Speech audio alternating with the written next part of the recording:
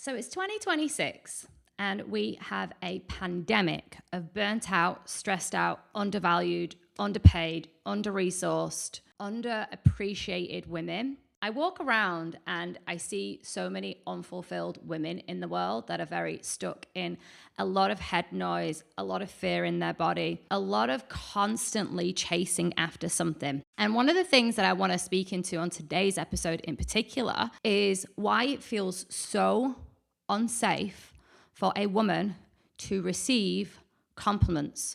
So much so that if a compliment comes her way, it bounces off of her and she completely deflects it and cannot receive it. For the most part, so many women are constantly looking for something outside of themselves to feel better.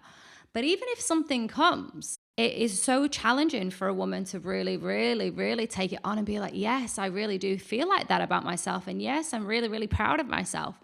And I'm sharing this because I spent so many years chasing the next thing, chasing the next goal, chasing a man, chasing a goal weight, chasing an accomplishment. And honestly, the reason why I rejected those things outside of me, even when they came to me, and why so many women reject the great things that I want in life when they come to them, is because inherently there is a part of us inside of ourselves that actually doesn't believe that we are that woman. And there's so many reasons why this happens for women. Obviously, the patriarchy and social conditioning and programming and our upbringing. But one of the things is that women have been contorted and women have been condemned and objectified and subjectified and judged and really, really had each other pit up against each other. So growing up as little girls, and I know this to be true for my generation, and obviously I've worked with thousands of women now who share with me that this very thing is a real experience of when they were younger. And that is that we were valued for how we looked, what we had achieved. And most importantly, we were valued for how much we could offer people, how much we could do for others, how kind we were, how giving we were, how caring we were, how complimentary of others we were, how useful we were to others. So inherently what happens over time is what women just think, well, what's the most important thing? How I look, what I have to offer, what I do. And there's actually fundamentally nothing in who we be, nothing about how nurturing we are to ourselves, or how we think about ourselves, or how we hold ourselves through challenge, or how we honor our relaxation and time off, and how much we really, really, really do choose ourselves. Instead, women have been given the green light to be overgivers, people pleasers, and ultimately, we've been taken advantage of in so many respects.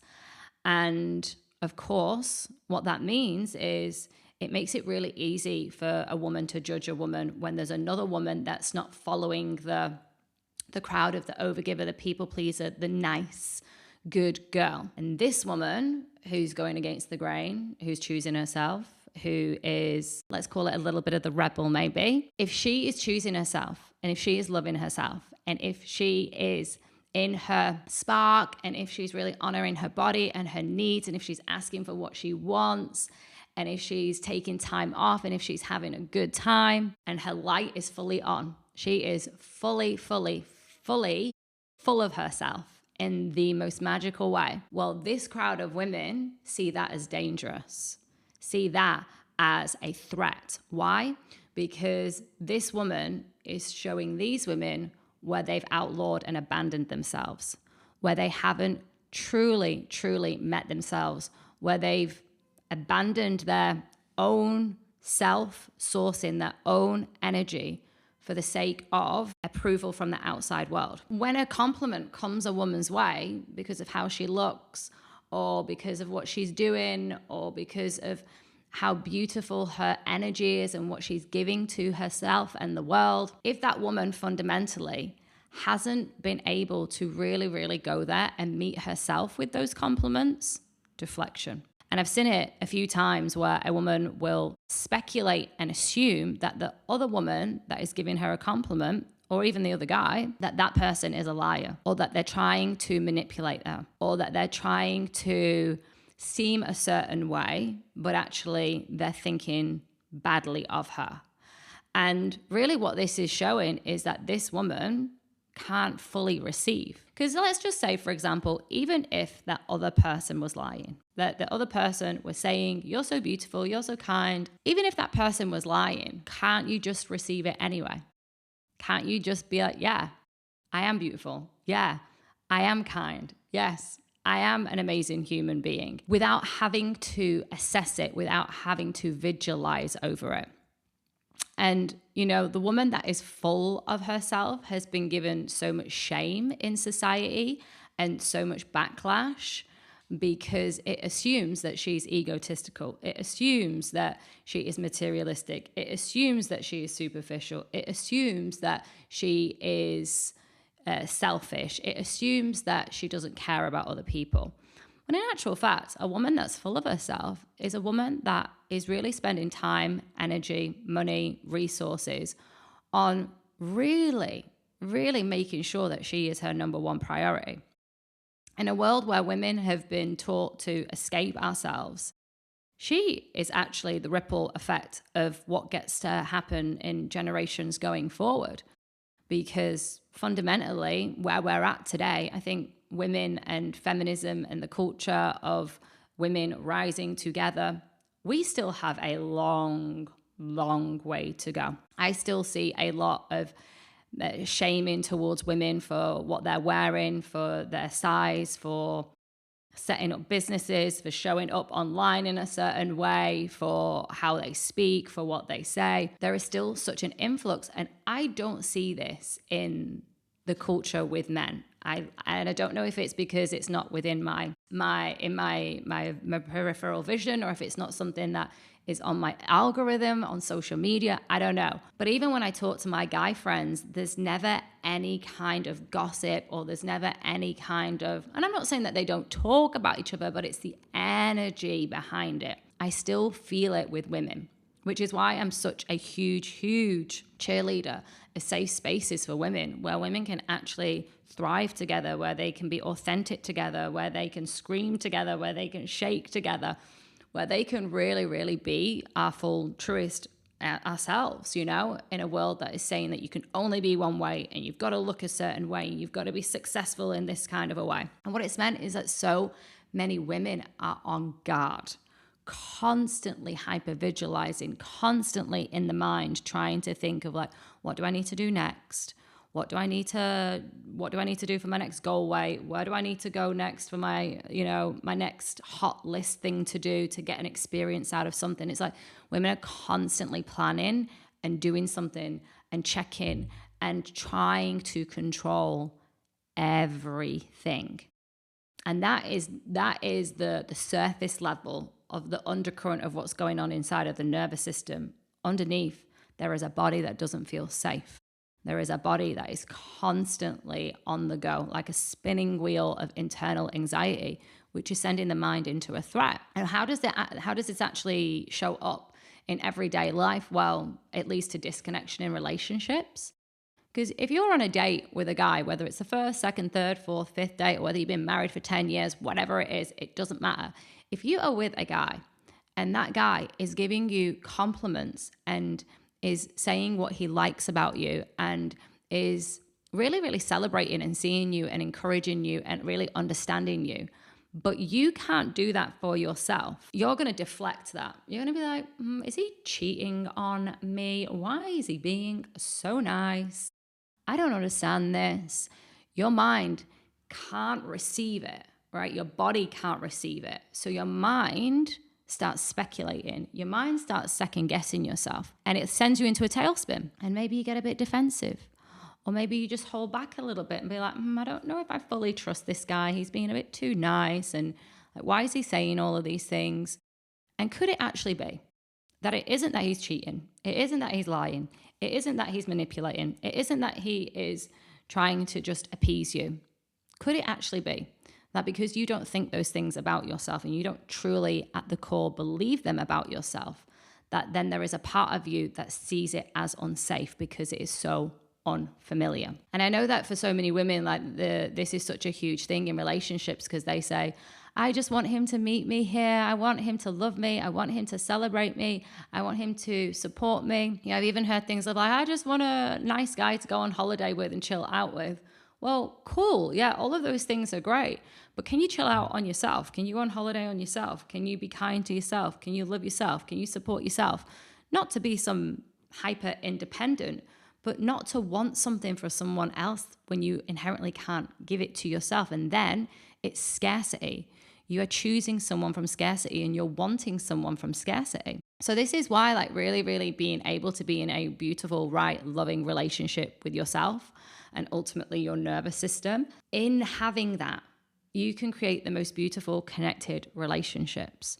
And if you walk around each and every single day trying to control every part of your life, constantly doing, constantly planning, constantly putting pressure on yourself internally, constantly speculating, constantly giving yourself a hard time, then you're going to walk around feeling so disconnected from yourself. And then that sets the standard for every relationship in your life. Just going back to the piece around what I was sharing around chasing, because ultimately when we hold this anxious energy, when we're constantly feeling like we're in threat, when we're constantly speculating and judging and analyzing other people and if they're being true to us and if the compliment was really something that they think, and we go into the whole tailspin, we feel really stuck inside and we feel empty, and ultimately it's unfulfillment because you can't receive something from outside and you be like, yes, I am that. Yes, thank you for seeing me in that way.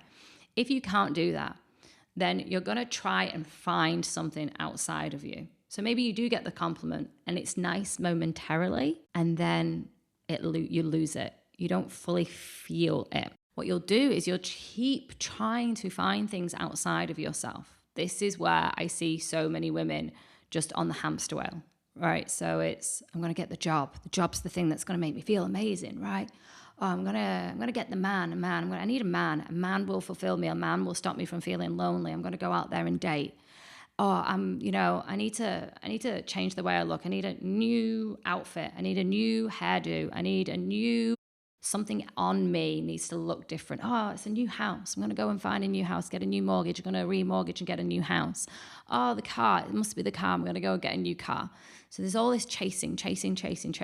And for a while, it feels good because it's like, shiny object syndrome. It's new, it's flashy. It's like getting a new iPhone. You like it for the first month, then it's like, oh, the next one's out. Maybe I'll get the next one, right? It's this constant need for newness.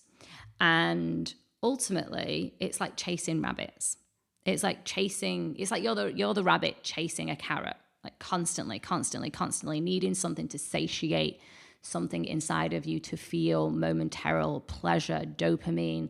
And what you'll probably find is eventually it's like, okay, so I got the man and I don't think he's it. Yeah, because I still feel like shit and I still question myself and I still just don't feel quite fulfilled and secure inside. So maybe I need a new man, or maybe it's him. It might be him, so he needs to change. Or maybe it's this job because this job is super, super stressful and like they're not giving me what I want. So I must get a new job. So you carry on chasing the carrot all along. Women forget that they're the carrot and they really, really can't quite find the way to attune and feel into the present today moment and just be in the experience of themselves, because their thoughts can feel destructive and thus their feelings feel stuck, or you have heightened emotions that you can't hold and you just feel like you're going to explode, or you just feel flatline, baseline, numb, bored, and you're just constantly trying to get through the day and you're exhausted. And of course, it would be exhausting to just carry that energy and that weight of that kind of mental and emotional energy.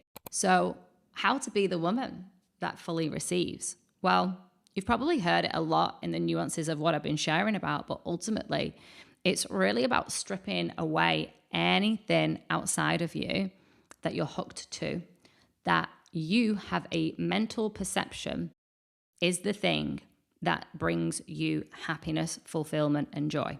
And I don't mean go and get rid of everything in your life that brings you joy. I'm not saying that at all. But what I am saying is to support yourself in being able to unattach from that thing only being the thing that brings you any joy, and really go on a journey of being able to nurture yourself, love yourself, talk to yourself like how you would talk to a little girl who is in fear or who is confused about life or is confused about who she is and what she wants in this world. Like, how would you talk to that little girl? Would you say to that little girl, oh, don't be silly, you shouldn't worry?